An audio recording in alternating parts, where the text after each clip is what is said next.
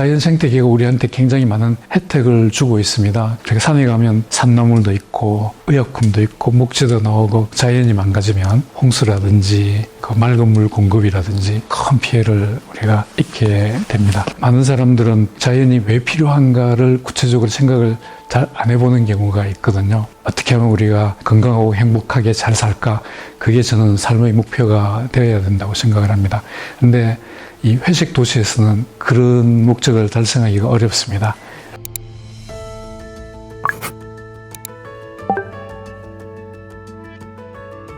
국립생태원은 우리나라 자연환경을 보존하고 이와 관련된 연구, 교육, 전시를 수행하기 위해서 설립되었습니다.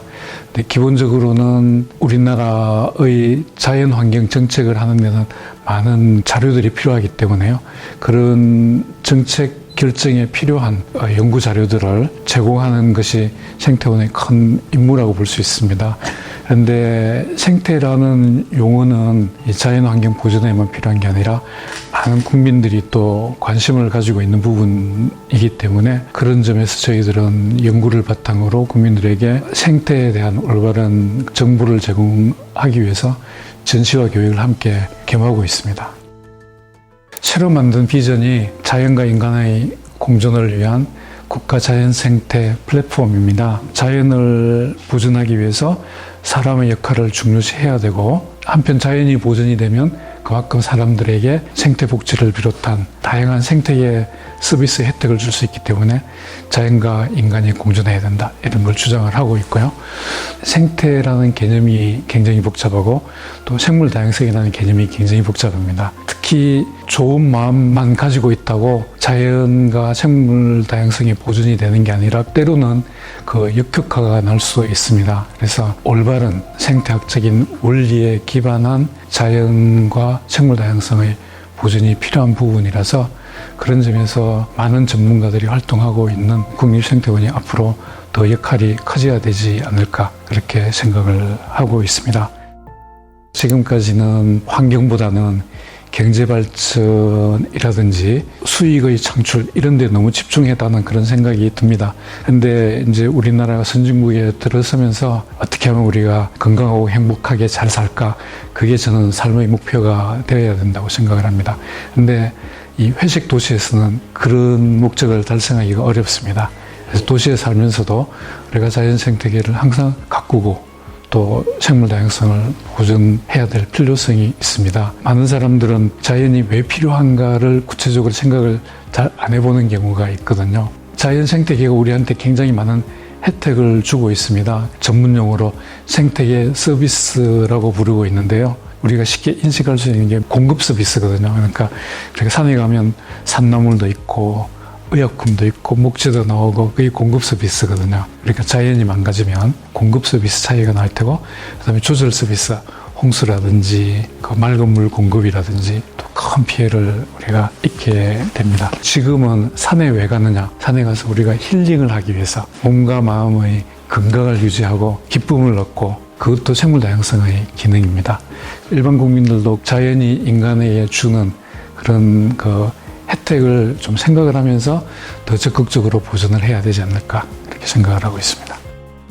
기후변화에 비해서 생물 다양성과 자연에 대한 관심은 많이 떨어져 있는 것이 사실이거든요. 그리고 기후변화만 하더라도 자연을 이용을 해서 기후변화에 대응을 해야 된다고 생각하는데, 기후 관련 예산의 대부분이 기술에 투자가 되고 있습니다.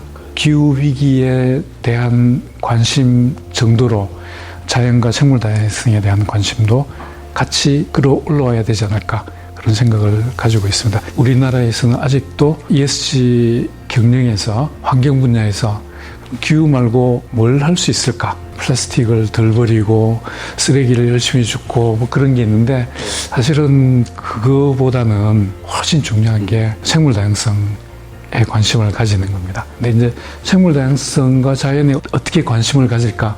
기업으로서 굉장히 어렵거든요. 그 부분은 환경부와 연구기관들이 같이 협력을 해서 기업을 도와줘야 되지 않을까 싶습니다. 환경부에서는 멸종위기 야생생물을 지정을 하고 있는데요. 현재 282종이 지정이 되어 있습니다. 굉장히 많은 종이거든요. 저희 국립생태원에서는 이 다양한 종의 다양한 그룹들에 대해서 다 연구를 할 수 있는 부서들이 지정이 되어 있습니다. 근데 282종을 다 복원을 할 수는 없고요. 환경부에서는 2018년에 이 중에서 25종을 선정을 했습니다. 우선 복원 대상종입니다.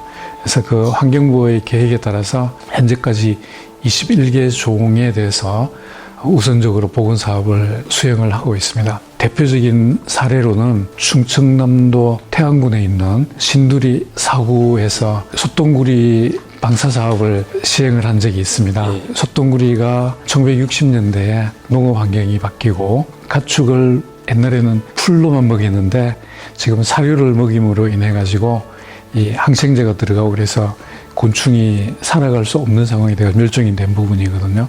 그래서 똑같은 종을 몽골에 수입을 해다가 저희 멸종위기종 보건센터에서 개체수를 많이 증식을 해가지고 신두리 사구에 풀어놓았는데 이것이 멸종위기종 보건 사업에 굉장히 좋은 사례가 되지 않을까 싶습니다. 두 번째로는 저희 국립생태원에서 식물로서는 난초가 많이 멸종위기종에 포함이 되어 있는데요. 난초를 복원을 해서 서식지에 이식을 하면 아마도 또 불법 채취하는 사람들이 이게 좋은 장소네 하고 채취해 갈 거거든요. 그러한 요소들은 저희들이 복원을 해도 어떻게 할 수 있는 그 능력이 별로 없습니다. 이렇게 사람에 의해서 멸종이 되는 그런 종보다는 오히려 기후와 관련되어서 숫자가 줄어드는 그런 멸종위기 종을 우선적으로 연구를 하고 복원을 해야 되지 않을까 그런 생각을 하고 있습니다. 생태 정책을 올바르게 수립을 하기 위해서 사실은 굉장히 많은 데이터가 필요하고요. 많은 데이터를 우선은 종합적으로 체계적으로 모으는 게 중요한데 개인 연구자들이 모으는 데이터는 많지는 않거든요. 그래서 지난 10년 동안에 저희 국립생태원이 굉장히 다양한 종류의 생태계 데이터를 꾸준하게 체계적으로 모아왔습니다.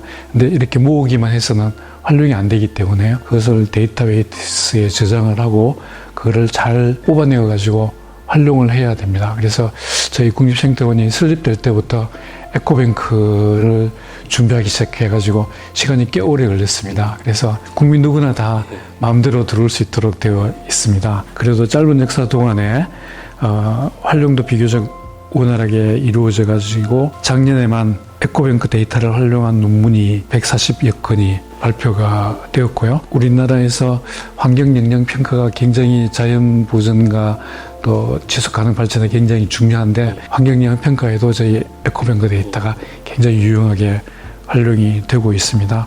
그리고 다른 기관에서도 저희들 에코뱅크 데이터를 활용할 수가 있고요. 지금 현재 지구의 환경위기가 저는 크게 두 가지라고 생각하거든요. 기후위기와 생물다양성 위기입니다. 초기의 10년 동안에는 생태에 관련된 많은 데이터를 충실하게 모으는데 집중을 하다 보니까 세계적인 위기에 대한 대응은 관심을 가지기가 좀 힘든 상황이었거든요. 그래서 다음 10년 동안에는 생태원이 앞장서서 지구 환경 위기를 집중적으로 좀 대응을 해야 되지 않을까 그런 방향을 생각을 했습니다. 저희 국립생태원이 사실은 국제적으로 봐도 생태학 연구기관으로서 작은 기관은 아니거든요. 그리고 아시다시피 우리나라가 이미 선진국 대열에 들었었고요. 생태 연구에서도 우리가 선진국과 어깨를 나란히 기울이기 위해서는 국립생태원이 그 부분에서도 앞장서야 된다고 생각을 합니다. 그런 점에서 다음 10년에는 국립생태원이 더 적극적으로 국제적인 협력을 통해서 직원들의 국제적인 역량도 키우고 해외의 다양한 생태계를 연구하는 것도 다음 10년의 하나의 중요한 방향으로 저는 생각을 하고 있습니다.